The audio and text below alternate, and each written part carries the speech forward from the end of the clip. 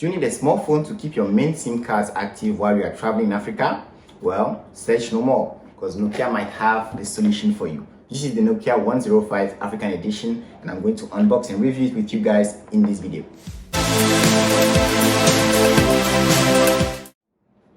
So, Nokia released this phone last year in 2022, and it has been released in 3 different colors: charcoal, blue, and pink. It has 4 MB of RAM and 4 MB of ROM. Can you believe that? And this phone has been created mainly for African users. In the box, we have the phone itself, a micro USB charger, a removable battery, and the manual, of course. According to Nokia, it is crack resistant, which is unlikely because it's polycarbonate, and bump resistant, which they are known for. Everyone remembers the indestructible Nokia 3310. This phone has a micro USB and jack port to listen to the radio at the bottom and a flashlight at the top.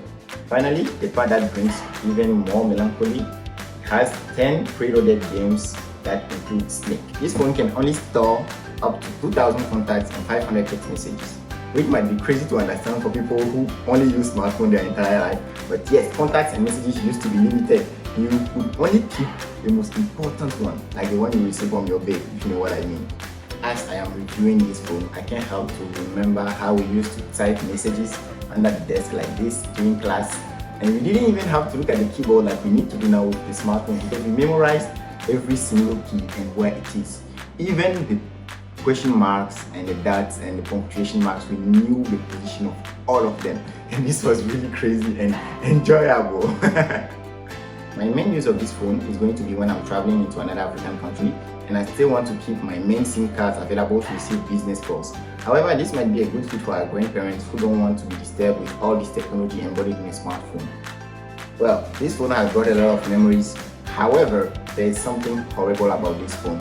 And I don't know if it's me, I don't know, I haven't bought any of these young phones since I got my iPhone 3G. So I don't know if this is normal or not, but they want people to pay for these games. So you only have Snakes for free and all the rest you have to pay for it. And frankly speaking, this is annoying at the highest level. I was really looking forward to be playing that football game that we all used to play on the old Nokia phones, but now they want me to pay for it. That's crazy. So actually it's even better to go and buy the older ones where the games were free than to buy this. So what's the point? I'm really annoyed by this, and I can't recommend this phone for anyone who wants to enjoy those games, unless you are really willing to pay for it, which I am not. But if you just want to receive calls, this one is great.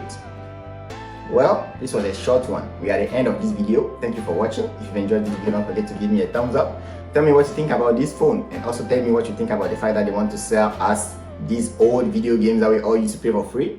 Tell me what you think about it. I hate it, by the way. Don't forget to like, don't forget to subscribe, and don't forget to put everything in the comment section. Peace!